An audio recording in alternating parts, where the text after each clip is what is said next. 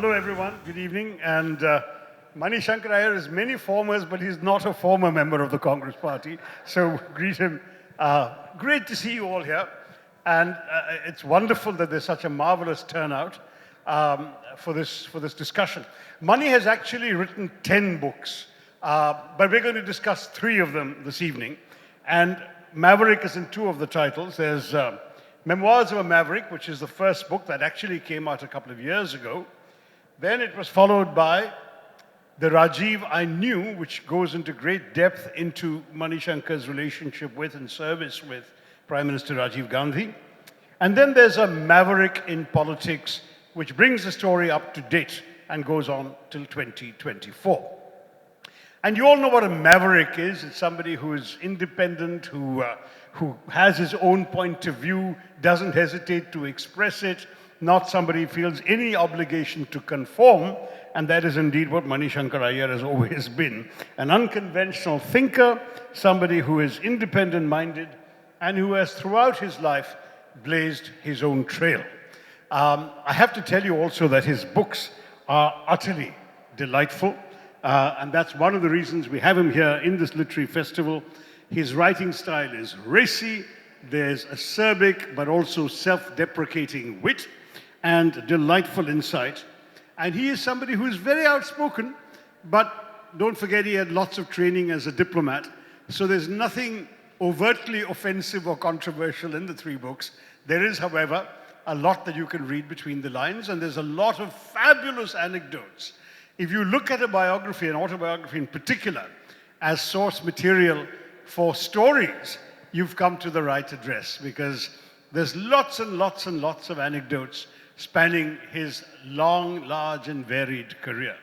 So honestly, I don't know how to do justice to his work in the time we have available. What I'm going to try and do is cover the three phases of his life as reflected in his 3 books. And get him to talk.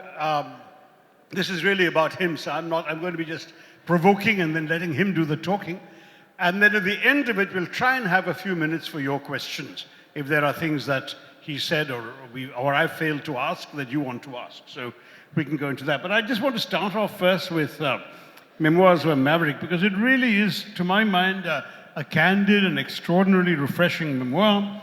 It not only goes back, as autobiographies do, to his childhood, it goes back before he was even born, in talking about his parents, his father as a tambram who takes a train to go as far away from Madras as he can manage and ends up in Lahore, which is where he joins a chartered accountancy practice, and that's where Mani Shankar Aiyar is born. Brought up by an independent-minded mother, lost his father in a plane crash back when he was 12 years old in 1953. And subsequently, of course, there's everything in the book that traces his career. The first 50 years witnessed him studying at my alma mater, St. Stephen's. Before that, at Doon School in Wellams. His mother taught at Doon while he was a student there, which he can tell us about.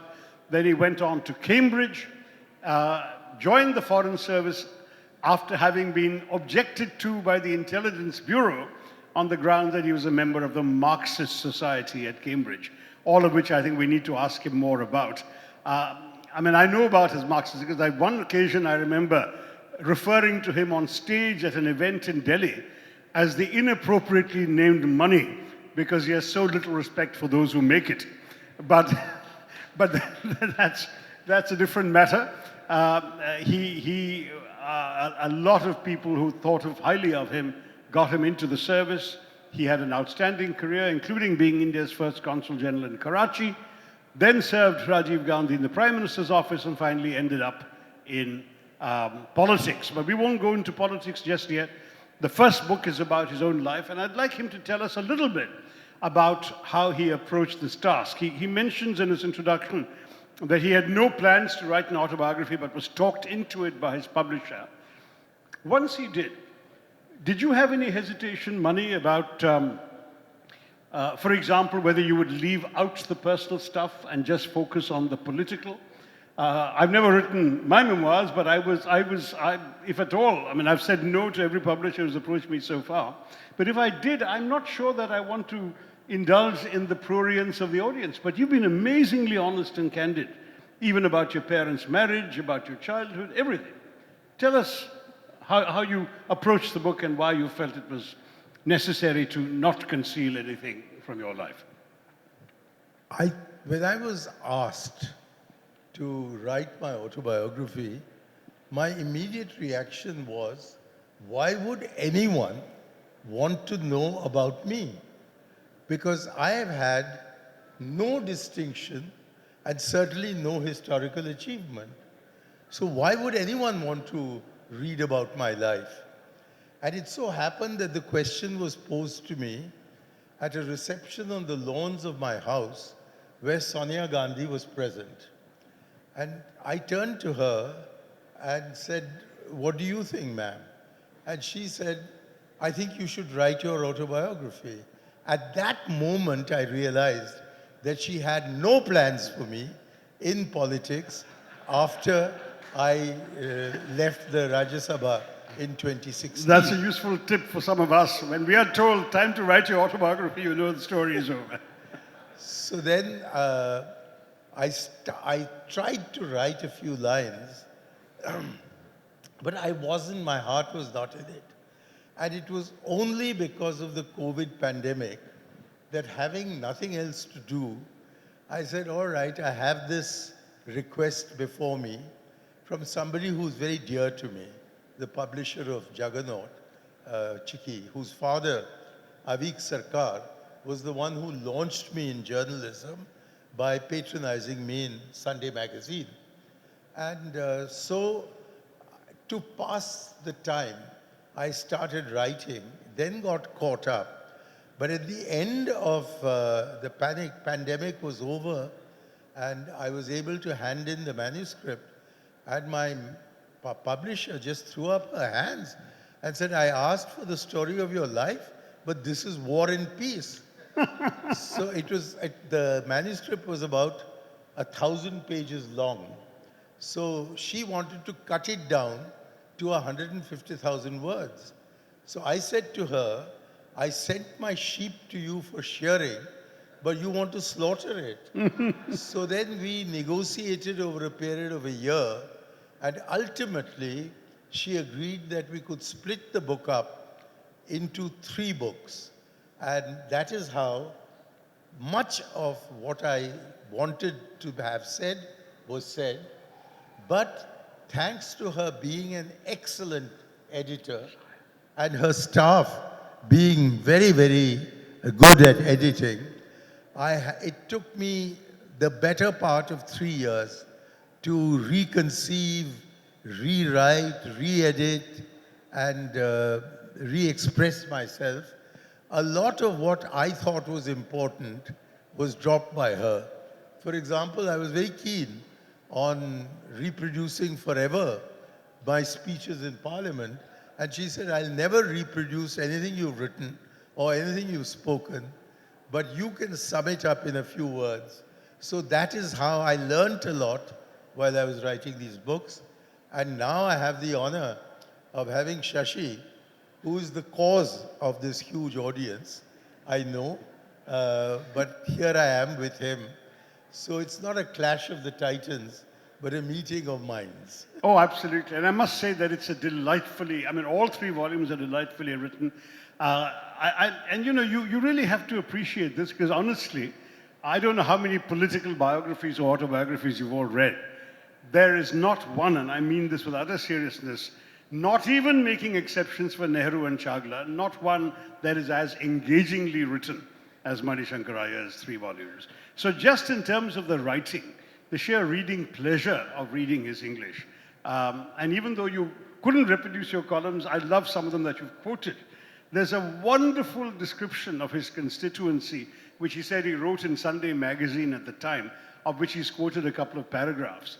Exquisite writing. I mean, I have tried to write about Kerala. I don't think I've done a fraction as well as he describing Mayiladuthurai in his really evocative writing. But let me come back to the story. That's where we want to be. Um, I'm going to have to gloss over a lot because we have to cover your whole life in less than an hour, in about 50 minutes, before we take some questions. So let me just quickly skip over some of the earlier stuff, but just to say, there was the very tragic, interesting, and ultimately significant episode of your family deciding to leave Pakistan when partition happened. In fact, your father's instinct was to stay on because, like many people, he thought the madness would pass. Then what happened? Tell us that story. Nobody understood, not even Muhammad Ali Jinnah, what partition involved. I've heard it from a very good source that he asked somebody in Lahore, a great socialite, Fatima Jinnah did, whether they knew a good cook. And the lady replied, there are plenty of good cooks in Karachi, which is going to be the capital of Pakistan. And Fatima Jinnah said, no, no, not for my Karachi home, but for my Delhi home, for my Bombay home. This was in March 1947.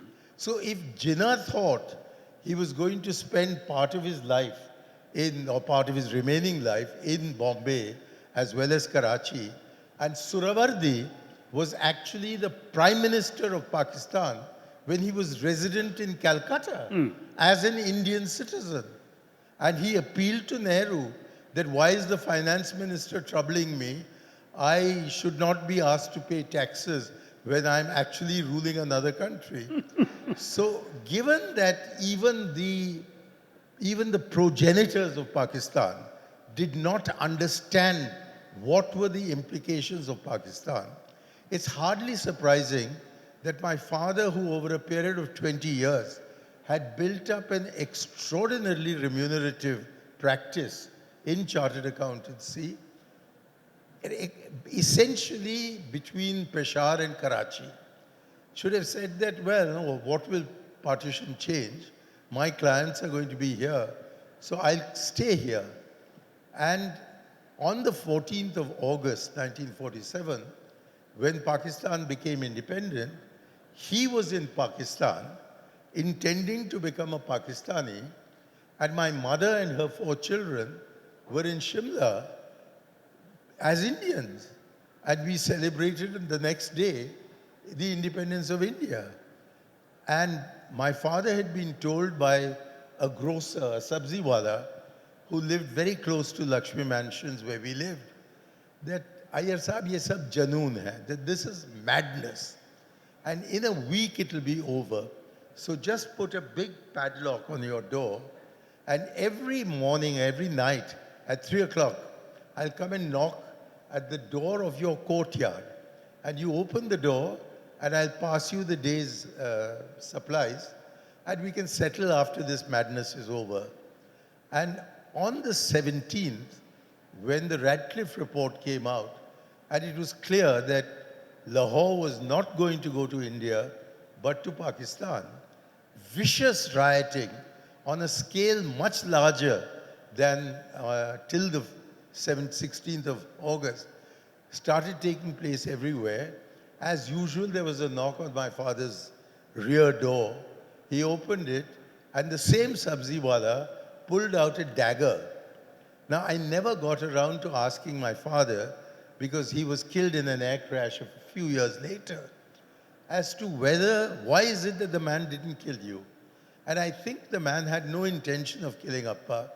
He just wanted to show whoever had seen him getting a door open in a Hindu home, that he was also going to be a true Pakistani. So father slammed the door. I've often said that overnight he got a PhD in political science, and therefore he fled the place. And when he arrived in India, he went to stay with his younger brother in Panchkui Road. And standing at the balcony, he saw a 13-year-old Muslim boy being caught by a mob of Hindus, begging them, saying, I'll say Ram, I'll say Krishna, I'll say anything, but please let me live. And these people just pulled out a knife and slashed his neck. And father said, that for all the sins I've committed, not just in this life, but in all my previous lives, this was the punishment that I was given by God. So he was driven out of Tamil Nadu on caste grounds, and 20 years later, he was driven out of Lahore on religious grounds. So is it surprising that I am a secular fundamentalist? Well, actually, I can argue that it is surprising, Mani, because given the fact that he was driven, your family was driven out of Pakistan, how is it that you became such an absolute advocate of good relations and peace with Pakistan? I know you did serve there during better times. You opened our very first consulate general in Karachi. And you can be sure that Mani Shankar Aiyar and his lovely wife, who's here, Suneet, got a swathe through Pakistani society. He was hugely celebrated, very well known, and of course, he in turn got to know a lot of the Pakistani elite. But was there never any sense of, these people snatched away my father's livelihood, took away my home, made my family into exiles? I'm just curious, how come there was no bitterness? Not at all. Not at all. Because they didn't steal my father's livelihood. My father came with his talents to Delhi and very, very quickly established himself as probably the leading chartered accountant of India and was a founder member of the Institute of Chartered Accountants of India. Which is why I delivered you delivered a memorial lecture to him. His money has endowed a lecture in his father's name. You cannot take talent away. You can take everything else away. You can take away property, but you cannot take away an individual's talent. So my father did not suffer as a result of our moving from Pakistan. And I personally have no memories of the Pakistan I went to. But when I arrived in Karachi, I thought I was coming to a very difficult post. I had armed myself with a series of volumes on the Kashmir issue, and I was expecting trouble. Who else? Why would an Indian not expect trouble? So I went to my office. I arrived at about 1:30 in the afternoon. By 3 p.m., I was in the office. The whole of that building, it's a palatial building, was being repaired. So all of us, from the driver to me, were sitting in one room. The telephone rang, and my clerk picked it up, and looking surprised, he said to me, "Sir, it's a call from the office of the Deputy Commissioner of Sakkar." So why would a civil servant be calling me directly? I was, after all, the representative of a foreign government. But I picked up the phone, and this chap said that he was in great difficulty. I'm not going to say all this in Hindustani, because many people here wouldn't follow. So he said he was in great difficulty. So I asked him what were his difficulties and why was he calling me? So he said that L.K. Advani, this was Moraji's government, had visited Sindh the previous month and had asked that a Hindu spiritual guru, what Vikram would call a godman, should be allowed to revisit Upper Sindh, where there was still a very large community of Hindus, to give them spiritual advice. And this guy who was talking to me was that godman's liaison officer. So I said, "What is your problem?" He said, "Sir, the Muslim disciples of your Hindu saint want to meet the Hindu saint." So I said, "So, what's the problem?" He says, "You'll give me permission?" I said, "Yeah, sure, I give permission."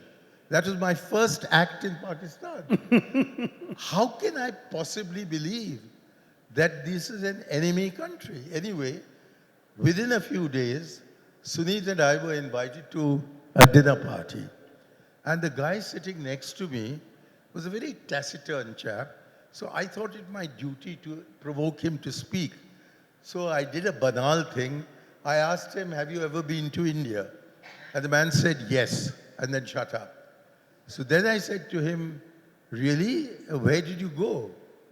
So he said, "Meerut," and shut up. So to egg him on further, I said, "Really? And how long were you in Meerut?" He said, 3 years. And I realized that he was a prisoner of war. So my face fell, at which point he beamed at me and he said that if your wife and you are free tomorrow evening, will you have dinner with us at the Sin Club? There's an excellent bottle of port laid down in the cellar of the club, but no Muslim, not even a Muslim diplomat, is allowed to sign for it. But as you are not Muslims, you can sign for it, but I'll pay the bill. And so we were walking back from the Sin Club to our home after dinner, and Sunit said to me, she said, this is an enemy country, no? I couldn't answer her then. But for 3 years that we were there, this question reverberated in my mind. And now that I have been out of Pakistan for 43 years, I've been back to Pakistan more than 40 times. I don't think there's any Indian who has been to Pakistan as often as I have been. And in this 43-year experience, I've never known a people who are easier to deal with, who are more attracted to us and attracted to things Indian than the Pakistanis. And here we have a foreign office manned by great people sitting over here who are outstanding in their civil service exam. They all know how to handle our relations with Paraguay. But when it comes to Pakistan, they're completely confused. So we don't have a Pakistan policy when we could very easily, through a persistent dialogue with them, what I've called an uninterrupted and uninterruptible dialogue, just engage with them. Now this government has the courage. Amit Shah is terrific. He's a Shivaji. He does surgical strikes. Modi sends the Indian Air Force to Balakot in the heart of Pakistan. But they don't have the courage to sit across the table and talk to these Pakistanis. Mani, in all fairness, Policy we were in the process of a very, very warm dialogue, as you remember, when Pakistan unleashed 26/11 on us in 2008. In fact, Shah Mahmood Qureshi, the then Foreign Minister of Pakistan, was in Delhi to actually negotiate a further liberalization of visas when this happened. So in all fairness, isn't it true to say that India's policy has also been a victim of malign influences in Pakistan? I think the criticism people have of your stand is that you talk about uninterruptible. How can a self-respecting country not interrupt a dialogue when you've just been attacked and 166 of your nationals have been killed by terrorists from the other side? My answer to you is that it was not the people of Pakistan, but a group of terrorists. At the same time, there is a responsibility which the Pakistanis have to accept. Shah Mahmood Qureshi was is a very old friend of mine. He was in Delhi in touch with me. He was due to have a private lunch with me when Shiv Shankar Menon, as the Foreign Secretary, rang me and said that would I stand down my invitation, which of course I did.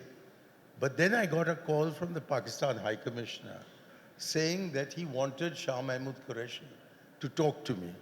I said, I'm not allowed to talk to him, but nobody has stopped me from talking to you. So keep Qureshi at your side and I will listen to what he has to say. And what Qureshi was saying is that he was very sorry the DG of the ISI had, after saying to Manmohan Singh that he would come to India, had stepped down, and he said, let the DG do what he wants.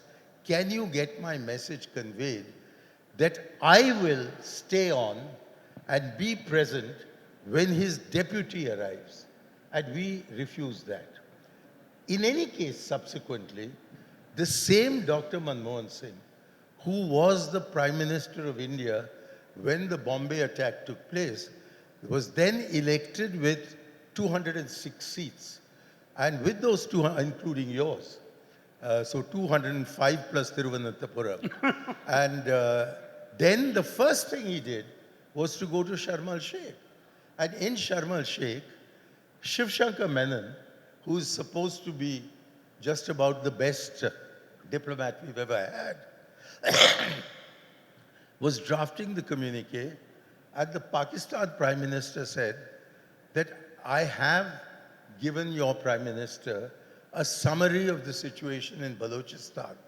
So can you say in the joint communique that the Pakistan PM briefed the Indian PM on the situation in Balochistan?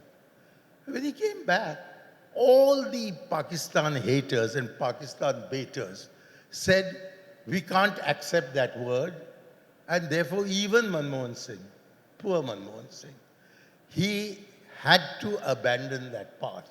And as far as the great initiative of hugging foreigners, Modi always hugs foreigners. Has you ever seen a photograph of Modi hugging an Indian? And yet, Jayashankar explains this hugging by saying it's an Indian tradition. But apparently the Indian tradition is not to hug an Indian, but only to hug prominent foreigners. No, he hugs he hugs Nawaz Sharif. Okay, I'm going And to... then Nawaz Sharif agrees to a conversation with us. The Foreign Secretary's visit is finalized. Then the Pakistan High Commissioner invites the Hurriyat to tea. Why does he do it? Because Atal Bihari Vajpayee had said that without the Hurriyat, we cannot, being in the loop, not necessarily at the negotiating table, we cannot settle even the issue of Kashmir.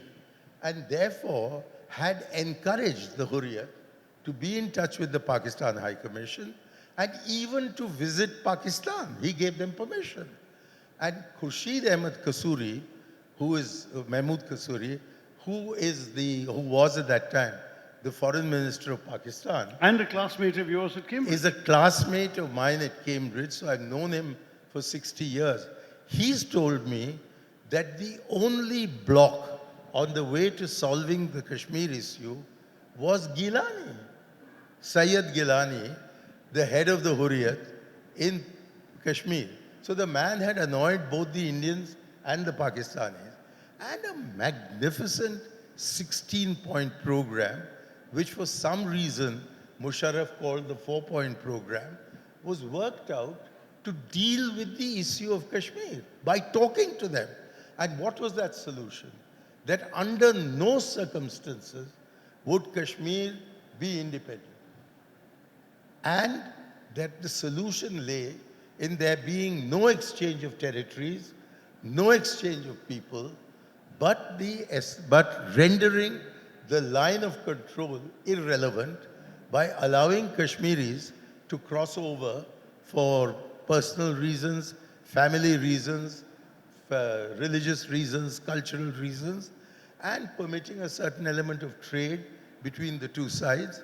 The only unagreed phrase was whether to call the mechanism a joint cooperative mechanism or a joint management mechanism for ensuring that the level of political freedom in both parts of Pakistan or Kashmir were the same, and that in both parts of Kashmir there would be a relatively equal level of development. To supervise this, some mechanism had to be invented. And you well know, as a Minister of State of External Affairs, that you never complete an argument at the Sherpa level. Because if you do, then what do the heads of government have to do? So you leave 1 point unagreed or 2 points unagreed, and then the heads of government meet, they resolve these terribly difficult issues, they sign the document, everybody hugs everybody else, and they come back to great applause. So we have shown that notwithstanding this kind of thing, we can succeed. Yet what does Modi do? He says, you have talked to the Hurriyat, therefore my foreign secretary is not going. And for the last 11 years, we've had no conversations with Pakistan. Now we have none with Bangladesh, our relationship with the only other Hindu majority country in the world, Nepal, is absolutely at the bottom. The Muizu of the Maldives has cocked his snook at us by saying, I will not go to Delhi first. I go first to Turkey, then I'll go to China. So I don't understand what kind of a foreign policy we're running. If we cannot make friends with anybody, and what Modi whispers in the ears of Xi Jinping is the opposite of what he whispers to Joe Biden. And then Joe Biden discovers what Xi Jinping has said, has been told, and Xi Jinping discovers what Biden has been told. And in this hypocrisy, we call it multi-alignment. Multi-alignment is what the Aga Khans used to do with lots of wives. Non-alignment. All right, Mani, we're going to have to leave that there because honestly, this is only one aspect. We've got 3 books to discuss and we're running out of time. So if you want to ask Mani more about Pakistan, you're welcome. We're going to move on a bit. But one little anecdote to end the Pakistan episode is when you went back as a minister and you asked them, you challenged them when they announced that all documents in Lahore had been digitized. And you asked for? What, sorry? Okay. Oh, I the see. birth Yes. certificate. Okay, story. yes. The mayor of the mayor of Lahore, who was from the Jamaat-e-Islami, I underline this. We went for a briefing. I had taken a delegation of 55 Indian Panchayat officers, elected members, etc. And we were all briefed about how they run the municipality of Lahore. And this Jamaat-e-Islami chap, who was very fluent in English and a very presentable man, he said that they had digitized all their records. So when question time came, I put up my hand. I was the minister, so I was leading the delegation. I said, have you got the records for the 10th of April, 1941? Yes. So I said, no, sorry. I said, do you have the records for 1941? They said, yes. I said, have you got it for April 1941? They said, yes. I said, do they have it for the 10th of April 1941? They said, yes. I said, in that case, will you give me my birth certificate?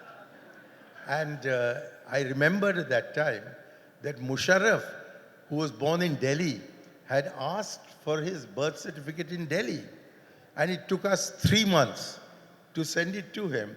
And I strongly suspect that we forged this certificate. That's my personal opinion. So when I went to Pakistan, I asked for my birth certificate. Next day, I come down to the conference at 9 in the morning, and I see that there's an atmosphere of great expectation. And there's a brown envelope at my place, which I open, and blow me, there is my birth certificate. But it shows my date of birth as the 9th of April. And that's when I understood why my mother repeatedly told me that I was born at 24 minutes past 12. Therefore, I was born on the 10th of April. But she'd been admitted in labor on the 9th of April. And I think that's what has confused the gods. So my life has been one of ups and downs because even the gods don't know whether I was born on the 9th or the 10th of April. I wanted you to hear that story from Mani. One theme that came out of the Pakistan conversation is what a staunch secularist Mani is. Mani, at one point you headed something called the Society for Secularism. What was that and what became of it? Well, in 1990, when I'd just come out of, when Rajiv Gandhi had, for me, unexpectedly been trammed in the election, it wasn't as bad as Delhi today, but it was pretty bad. He had won by the largest majority ever in 1984, and he lost by the largest by the largest loss of votes ever in 1989. And so I had come out of with great reluctance. He had allowed me to resign from the Foreign Service. And he said to me, why do you want to leave the Foreign Service? You have such a brilliant career there ahead of you. I said to him, sir, you're completely wrong. I have blotted my copybook. There have been photographs of me addressing the Congress Working Committee. I am now damned as a congressman in the Foreign Service, and nobody, no foreign minister is going to accept a tainted Foreign Service officer as a secretary. And I also added that he said to me, I'll never be able to make you a minister. So I said, I accept that, but make me a member of parliament. He said, that I can do. But I want to warn you, Mani, he said, this system will never accept you. And I think the last book I've written, which is A Maverick in Politics, is an example of why Rajiv said that to me. The system never accepted me. The system never accepted Shashi. We had 3 literate persons in the Congress Parliamentary Party elected in 2019. There was Shashi, there was Manish Tiwari, and if you wanted a younger person, there was Gaurav Gogoi. None of them was picked. Somebody who's a muscle man from Murshidabad called Adhir Ranjan Chaudhary was picked to lead the Congress Party. So the Congress Party is not looking for people like him as in the party. And if that is so of Shashi, who has great charisma, which I don't have, who has a great following, which I don't have. My niece has just interviewed him in Jaipur, and she came back and said to me, the guy's a rock star. So if the Congress Party doesn't have a rock star, and I know that his Hindi is somewhat inadequate, and his Malayalam is also quite I've just inadequate. addressed a whole bunch of tribals But in Hindi all nevertheless, morning after there are this. translation facilities available. So when any of these people who has a little education and some talent emerge in the political sphere of the Congress Party, the Congress is loath to accept these people.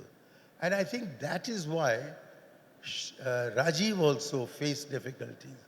I've often thought that when he said to me, the system will never accept you, he didn't mean me, he meant himself. So that unfortunately... But the Society for Secularism? Oh, sorry. So after this, I was left with very little work to do. I was given a rather malodorous room to sit in. It was just next to the ladies' toilet. And this is in the Congress I was Hall. having a terrible time sitting in that office. So then somebody suggested to me that he was starting a Society for Secularism, and would I join it? So I said yes. I didn't realize that he had me in mind to be the head of that society. And as the head of that society, I started wandering all over India, trying to persuade people to remain with the Nehruvian India and not to be seduced by this Hindutva India. When one of my deputies asked Narasimha Rao whether he couldn't lead a delegation of secular MPs from Raisina Hill to India Gate, march to show that we were a secular nation. And Narasimha Rao, as usual, pouted and said, what, you want me to walk a mile in answer to Advani's 1,000 miles? So I thought that's a damn good idea. So I decided that where Advani was flaunting his non-Hindu credentials by linking Somnath, which is a Shiva center, with Ayodhya, which is a Vishnu center, I would follow the mythological route taken by Ram after he rescued Sita from Rameshwaram to Ayodhya. So for 44 days, starting from Gandhiji's birthday, I intended to reach Ayodhya on Jawaharlal Nehru's birthday. this gap of 44 days. And as I was on the way, I was summoned by Narasimha Raoji to come back to Delhi. So I allowed the yatra to continue, came back to Delhi, went to see him, and he said, Mani, I have no objection to your yatra, but I don't agree with your definition of secularism. So I said to him, what's wrong with my definition of secularism? He said, you don't seem to understand that this is a Hindu country. So I looked at him with my jaw dropping. I said, but that's exactly what the BJP says. And you can now see why when the Babri Masjid was being brought down, he just went to his puja room and didn't do a thing. And we had Indian paratroopers between Faizabad and Ayodhya who could have been called in 10 minutes flat. And he didn't do it. He didn't declare president's rule. He allowed the masjid to come down. And now, as a consequence, he's allowed or he ensured that the Congress would also come down. So we have lost.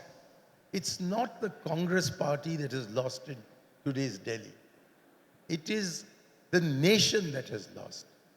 It is Gandhi and Nehru who have been betrayed. And therefore, unless the Congress first picks on people of talent who are in parliament to lead our charge against the BJP, and then brings its attention fully on the India alliance, recognizing that all the India alliance members are victors in their respective states and that we are losers in Delhi. So unless we learn to stoop to conquer and we say that it doesn't matter who will lead the India alliance, we will decide who will be the Prime Minister of India when the final results come. Today, we are fighting for the crown when what is at stake is the throne. I mean, it's so silly that we are preventing this alliance from consolidating by asking to be recognized as the leader of the alliance. And in consequence, we've just run an election campaign which has given us 0 seats, a total under what in cricket is called a duck in Delhi, and have contributed majorly to the defeat of the Aam Aadmi Party. And now we have the BJP sitting both literally and metaphorically in Delhi. So I don't know what we've gained. So this party is on the way to self-destruction if it doesn't realize that today the need is to be part of a larger alliance and not to try to fight it out alone. The one guy who's capable of fighting it out alone is Shashi Tharoor. But otherwise, everyone else, and I come from a state. Mani, I tried that and you know where it ended up. Sorry? I did try that and you know where it ended up. Well, don't know where you ended up. You ended up with 1,500 votes. Yeah. But I The ended most up, successful but loser in I the history of ended the up Congress Party. voting for you. Thank you. And publicly writing about it in the Indian Express. The article was seen by Mallikarjun Kharge, who sent a message to me that he would see me when I returned to Delhi. I was away out of Delhi at the time. And then wouldn't call me. So I was outside, but pushed off the margins. You're fortunately inside. I wish you all the best in the next election. But these good people will vote for you. Yeah. No, I think I've probably done my bits in terms of troubling these good people. But let me just, one last thing on the secular theme, then we move on. You quote the comment that somebody made to you once. How do you dare to speak on secularism when your caste is emblazoned on your surname? What was your response? Well, that was a question that was asked of me when my Tamil was even poorer than it is today. It was about equal to Shashi's Malayalam. No. Hey, I won 4 elections, you only won 3. So I mean, let me argue Granted, the point. since I don't understand Malayalam, I can claim to be the only one in this hall who actually understands your Malayalam. But anyway, my Tamil was very weak then. It's much better now. But at that time, it was very weak. I was entering the constituency for the first time, and not as the candidate of the party, but as a member of this Society for Secularism. And I noticed while I was talking on secularism that there was this Dravidar Karaham girl. I could recognize who she was because of her uniform, who was furiously taking notes. And I knew that her first question would be directed.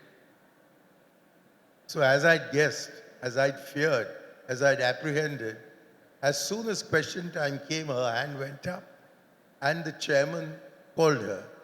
And she said, "How dare you talk about secularism when you call yourself Aiyar?" So at that, there are moments in your life when inspiration suddenly comes. I'm sure you've had many of these moments of epiphany. It came to me then. I had not anticipated the question in these terms, but I replied to her that the first time my name came in the newspapers was when I stood first in the economics honors exam in Delhi University. And if the Iyer had not been there, the entire credit for this achievement would have gone to Uttar Pradesh, because Uttar Pradesh has a lot of money shankars. And the audience clapped. So I got saved. That's But- a rather good answer. We move on briefly to the book on Rajiv, simply because I think you all know that Mani is an unabashed admirer of Rajiv, so we won't have a long discussion on that. But perhaps in 2 sentences, you can summarize what you've tried to do in the book, The Rajiv I Knew. In the volume on Rajiv Gandhi, I've taken up all the controversial questions. And in the previous volume, I've dealt with one of his major controversies, which was the Sikh pogrom. But at that time, I was not in PMO and didn't think for a moment that I was going to be absorbed in Rajiv Gandhi's PMO. So I've taken up the major episodes of his life, with his political life, which are used to condemn him. The Sikh pogrom, the Shah Bano case, the Bofors business, And the his Shilajit. contributions to Panchayati Raj, which means so much to you. That is a positive. But all the negatives I've taken up. I've explained how, e.g., for the Sikh riots, he was a prime minister of a few hours when the rioting broke out. And the next day, he was completing his first 24 hours as prime minister, and he had as his home minister Mrs. Gandhi's favorite minister, that was Narasimha Rao. And he had as the lieutenant governor of Delhi, P.S. Gavai of the ICS, who had a big reputation. And he thought these two well-tried veteran hands would be able to handle the riots. And when he discovered on the night of the 2nd that the rioting was going on, it was not a riot, it was a pogrom. The Sikhs were being mercilessly killed. Rajiv got into a car, and notwithstanding the security demands, he drove himself into all the worst affected parts of Delhi. And early next morning, he called in the Indian Army. And the Indian Army did a flag march, and there were no more killings in Delhi. So nobody knows that. Then people say that he said, when a big tree falls, the earth shakes. He said it on Indira Gandhi's birthday, which is the 19th of November. And the riots in Delhi had ended 16 days earlier. And if you look at the speech as a whole, he's explained that she had said, don't shed blood, shed your fear. And she begged them all, please not do this kind of thing. So then we move to the next issue, the Shah Bano case. I've traced its development through the Supreme Court. And the Supreme Court said that he did not reverse the Supreme Court judgment of 1985, that he actually implemented it. But he implemented it with the consent of the Muslim community.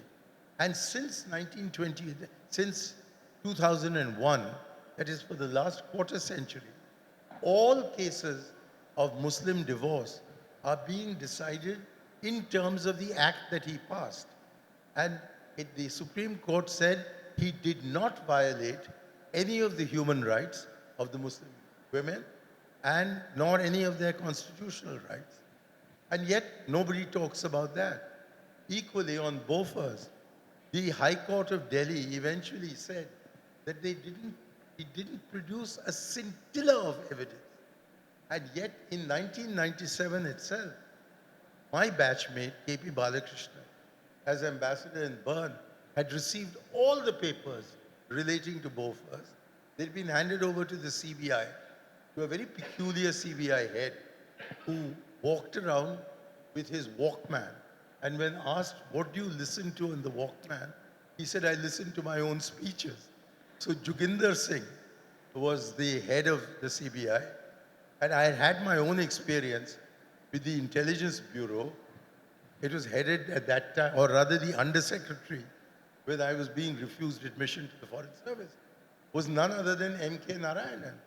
And 26 years later, he boastfully tells me, as director IBI and a favorite of Rajiv Gandhi, that I did my best to stop you from coming into the Foreign Service. But every time I thought I'd succeeded, yet another VIP letter would arrive and I'd have to start the whole exercise again. So I asked him, where did you get your information about me from? And he said, he didn't really know. So I said, did you get it from the BIS? He said, yes, that's right, the BIS. So I said, don't you know that BIS does not stand for British Intelligence Service, it stands for British Information. And on the basis of a few clippings, you've tried to end my career. So ever since then, I've wondered why it's called the Intelligence Bureau, because it's the one quality that the Bureau lacks. I think this has been so delightful. I'm really, really sorry we couldn't go into much more detail in the third book, but we have in the process run out of time. I just want to add a few words about it before we take your questions very briefly. And I want to wrap up by saying a number of things about Mani's three books, his trilogy, that I would commend to you. As you've heard, he's a great raconteur. The stories are all there. The personal reflections are fascinating. There's a great deal there that reflects his commitment to his principles and convictions. And I think that's important to understand because it's one thing that's increasingly lacking in our politics and that he has never shed. There's also some very insightful reflections on the challenges to governance, the challenges faced by an MP, the challenges faced by ministers. And of course, you've heard him already on secularism, and you've heard him at least tangentially on politics and the Congress Party. But to know more, you will have to read the book. I do want to stress, though, that he's touched upon things that honestly we should have had more time to discuss. His great conviction, for example, apart from everything else that we've already talked about, that nuclear disarmament is indispensable for the world. He was involved when Rajiv Gandhi came up with that idea. He's also talked about the importance of water and water sharing, both between states. He talks about Tamil Nadu, Karnataka, but also between countries. And I must say, there is a lot of self-deprecation. I'm going to read you a small thing. He says, one of the paradoxes governing his life, he talks about, had I less felicity with words, and you've heard how much felicity he has with words, I could not have achieved the unusual successes that have come my way, nor the ultimate failure. Because, you know, all his language and his mastery of it made him a very successful diplomat, later a very successful TV personality, a columnist, all of that. But they also offended a lot of powerful people. And in an almost Frankensteinian way, he quotes himself, "It is I who have created the quip that killed me." Now, you know, it's such a sort of familiar thing for some of us who have been hoisted by our own petards once in a while. But I will say these three books are no longer the confessions of a secular fundamentalist. That's another book, a delightful one. But these are the revelations of a man who has reflected deeply, felt intensely, believed, absolutely tenaciously in his values and principles and strived to maintain his intellectual integrity at all times. You've caught a glimpse of this today, a few snippets, and in the remaining, I'm afraid, 4 minutes is all we've got. Maybe 2 questions to him, I'd be very happy to take. Thank you, Mani. It's been a delight.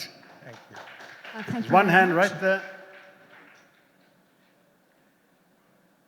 Please keep your questions very short so we can get others. Sasi സാറിന് മലയാളം അറിയാവുന്നതുകൊണ്ട് മലയാളത്തിലാണ് Chocho. മറ്റേ മണി Shankar Iyer sir പറഞ്ഞത് കോൺഗ്രസ് ഡൽഹിയിൽ സമ്പൂജ്യമായത് വിശാലമായ ഐക്യം alliance ഇല്ലാത്തത് കൊണ്ടാണ്. അതിനെപ്പറ്റി സാറിനുള്ള അഭിപ്രായം? ഈ കാര്യത്തിൽ ഞാനിപ്പോൾ അഭിപ്രായം പറയുന്നില്ല. എൻ്റെ അഭിപ്രായത്തിൽ പാർട്ടിക്ക് പല കാര്യങ്ങൾ പഠിക്കാനുണ്ട് ഈ അനുഭവത്തിൽ നിന്ന്. അതുകൊണ്ട് ഞാൻ പറയട്ടെ, നമ്മൾക്ക് സംഘടനത്തിന് ചില പ്രശ്നങ്ങളുമുണ്ട്, അതിൻ്റെ ഒപ്പം താങ്കൾ പറഞ്ഞ പോലെ സ്ട്രാറ്റജിയിലും ചില പ്രശ്നങ്ങളുണ്ട്. പക്ഷെ ഇതെല്ലാം വേണ്ടി സംസാരിക്കാൻ ഇന്ന് വാർത്ത വന്നതേ ഉള്ളൂ. ഇനി പാർട്ടി ഇതിനകത്തിരുന്ന് ഒരു ചർച്ച ചെയ്യട്ടെ. പക്ഷെ അത് സീരിയസ് ആയി ചെയ്യണം എന്നൊരു സംശയമില്ല. Right. Who has the mic? Right. The recent happenings in Bangladesh is considered a failure of Indian diplomacy as well as a failure of Indian intelligence. This despite the fact a highly experienced foreign minister is there and an equally experienced Dowell is there as the intelligence. Your opinion, both of you? He's asking whether what happened in Bangladesh is a failure of Indian diplomacy or of Indian intelligence. Now I understand your question. It's a huge failure because we seem to think that our neighbors should be clients of ours. And therefore, when somebody like Sheikh Hasina comes in, we forgive her all her sins and we celebrate her because she gives us what we want. But does she give the Bangladeshis what they want? And therefore, she has been overthrown by a popular movement which is so typical of Bangladesh against dictators. They were the ones who overthrew Yahya Khan. They were the ones who overthrew Mujibur Rahman. They are the ones who have overthrown Ziaur Rahman. They are the ones who then overthrew another dictator, Sheikh Hasina. So I know Bangladesh very well because I was involved with the liberation and the relief work after the liberation. So I keep going back to Bangladesh. And the last time I went, even her closest advisor told me that she's running an illegitimate government. And the only way she can get her legitimacy back is by running a truly democratic election. And she didn't do it. And then he's described the Bangladesh parliament as the chamber of commerce because every Bangladeshi, Adani and Ambani, was a member of parliament. And so it was clear that there was popular feeling against her. And now there is such a strong polarization between the Awami League and the others that just like no Muslim will vote for the BJP, in the same way, no Bangladeshi Hindu will vote for Begum Khalida. So all the Hindus, or almost all of them, are aligned to the Awami League. And therefore, they are also stained with all the excesses of the Awami League against non-Awami League Bangladesh. So a lot of what is happening against the Hindus is not communal, it is settling of political scores. And instead of trying to ascertain what is the truth of the situation, we are just trying to aggravate matters by communalizing foreign policy as this government has already communalized domestic policy. Aiyar sir, your statement of Chaiwala has cost you the job for the party. Your job in Congress party, you have been sidelined. And do you regret that particular statement, what you have done? That's number one. And to Tharoor sir, you said about the context of autobiography. Will you be writing that soon? You said about the context of autobiography. When you told that, when he was saying that he should be writing his autobiography, he lost his job. So, will you be writing your autobiography as well? I never called him a chaiwala. The only one who called Modi a chaiwala was Narendra Modi. He described himself as a chaiwala, and he was never a chaiwala. There has been a letter to the editor from an officer of the railways who said that until 1973, there was no platform at Vadnagar. So if there was no platform, where was he going to serve tea? The fact is that it was a lie. And I said after explaining why, in my view, he would never become the Prime Minister, among other things, I said, how does a man who does not know that Alexander never went to Patliputra, he was defeated or rather he returned from the banks of the Indus, or that Takshila is in Pakistan and only Nalanda is in India. I said, how can a man like that step into Jawaharlal Nehru's shoes? I then went on to say, he'll never get elected. And then in my usual exaggerated manner, I said, never, never, never. Kabhi nahi, kabhi nahi, kabhi nahi. And having said that this man will never become Prime Minister, I then added, by way of a reference to him, I said, but if he wants to serve tea after he gets defeated, we'd be happy to make arrangements for him here. And this was twisted by the media, particularly Barkha Dutt and Rajdeep Sardesai, into saying that I said he can't be Prime Minister because he was a chaiwala. I never said that. And so I'm sorry I can't answer your question because I'm totally not guilty. And equally, the man is a liar. He has described me in gangster language as conspiring with my friend, the Foreign Minister of Pakistan, to take out, he said, a supari on him, which is gangster language for a contract killing. It's absurd that a Prime Minister of India should descend to such vocabulary. And yet, he persuades even civilized people like you to ask me the question which you did. So that's the extent to which, as Goebbels had said, that a lie repeated often enough becomes the truth. Sir. Yeah, he said the truth has to come out. That's why he asked you to give you a chance to say the truth. Thank you. All right. Sir. Is that allowed? Yeah, okay. Sir ആദ്യത്തെ പഞ്ചായത്ത് രാജ് മന്ത്രിയായിരുന്നല്ലോ ഇന്ത്യയിലെ panchayat Raj minister. Then ഒരു ന്യായ panchayat bill എന്ന് പറഞ്ഞൊരു bill introduce ചെയ്തിരുന്നു എന്ന് അറിയുന്നു. അപ്പോൾ അത് എന്തുകൊണ്ടാണ് ജുഡീഷ്യറിയെ ഇത് ബോധ്യപ്പെടുത്താൻ അല്ലെങ്കിൽ എന്തുകൊണ്ട് കഴിഞ്ഞില്ല എന്നുള്ളതാണ്. അത് ഇംപ്ലിമെന്റ് ചെയ്യാൻ എന്തുകൊണ്ട് കഴിഞ്ഞില്ല?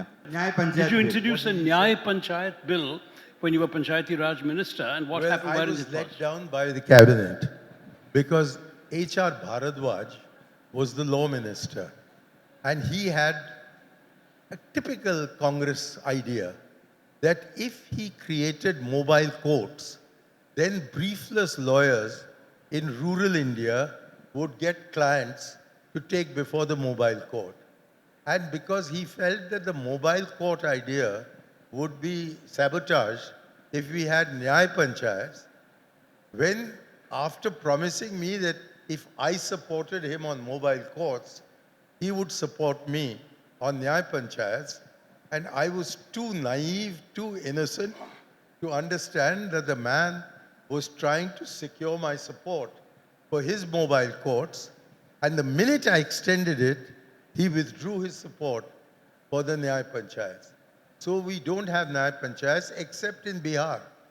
Funnily enough, as far as the law is concerned, because Lalu Prasad was refusing to implement in totality the 73rd and 74th Amendments, when Nitish Kumar became Chief Minister, he decided to act against Lalu Prasad by not only accepting everything, but increasing reservations for women to 50%. Now we have in India, it's the most It's the greatest achievement of India since independence, and yet nobody talks about it. We have 14 lakh women, elected women, mostly from the economically depressed and the socially depressed segments of our society. In these panchayats, of whom 1 lakh are either presidents or vice presidents of their party. Even Ambedkar didn't dream that this would happen. Rajiv Gandhi created the atmosphere in which this happened, and now with 14 lakh elected representatives, unfortunately, the ladies who are in the parliament say, yes, but what about us? And while now something has been done in principle to have reservations for women too in parliament, until now, they have not celebrated this enormous victory of their poorer sisters. Because they say, what good is it to us? We want to be MPs. We want to be ministers. What good does it do to us that some poor woman is coming into panchayats? So I'm afraid this elitist mentality extends even to feminists. And it is because of this that there is very little recognition of what we've achieved. It was, in fact, the Crown Princess of Norway, who is now the Queen of Norway, who came to India, asked me that to take her to Village India and meet with women, elected members, who announced that there are more elected women in India alone than in the rest of the world put together. That is our achievement. And I'm so glad there's somebody applauding, because this achievement is what we should, through Shashi Tharoor, teach the United Nations Development Program. They understand gender equality only in terms of the number of women in parliament. They don't understand gender equality in terms of the numbers of women we have elected to our local bodies. Thank you, Mani. That's a great note on which to end. Sorry for having run over time. Thank you all very, very much.